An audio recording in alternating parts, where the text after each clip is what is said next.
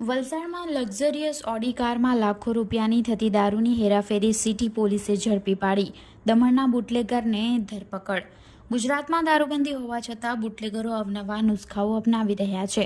હવે સામાન્ય ગાડીઓને બદલે પોલીસની નજરમાંથી બચવા માટે બુટલેગરો લક્ઝરિયસ કારનો ઉપયોગ કરી રહ્યા છે. વલસાડ સિટી પોલીસે બાતમીના આધારે ધરમપુર ચોકડી પાસેથી એક શાનદાર ઓડી કારને અટકાવી હતી, જેમાંથી લાખો કિંમતનો વિદેશી દારૂ મળી આવ્યો છે.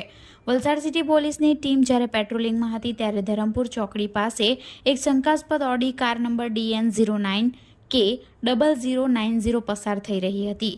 પોલીસે કારને રોકી તપાસ કરતા તેમાંથી વિદેશી દારૂની નાની મોટી કુલ 716 બોટલ મળી આવી હતી. તપાસમાં બહાર આવ્યું છે કે આ દારૂનો જથ્થો દમણથી સુરત તરફ લઈ જવામાં આવી રહ્યો હતો. પોલીસે ઘટના સ્થળેથી દમણના મશાલ ચોક વિસ્તારમાં રહેતા બુટલેગર અમિત કુમાર મૃત્યુંજય રોયની ધરપકડ કરી છે. આરોપી પોતાની મોંઘીદાટ કારમાં દારૂ છુપાવીને હેરાફેરી કરતો હતો, જેથી કોઈને શંકા ન જાય.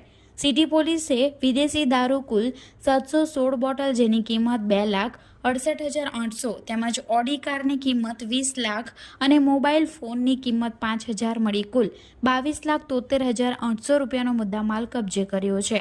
વલસાડ સિટી પોલીસે પ્રોહિબિશન એક્ટ મુજબ ગુનો નોંધી આરોપીની વધુ પૂછપરછ હાથ ધરી છે અને આ દારૂનો જથ્થો ભરાવનાર અને સુરતમાં કોને પહોંચાડવાનો હતો અને આ નેટવર્કમાં અન્ય કોણ સામેલ છે તે દિશામાં તપાસ તેજ કરી છે.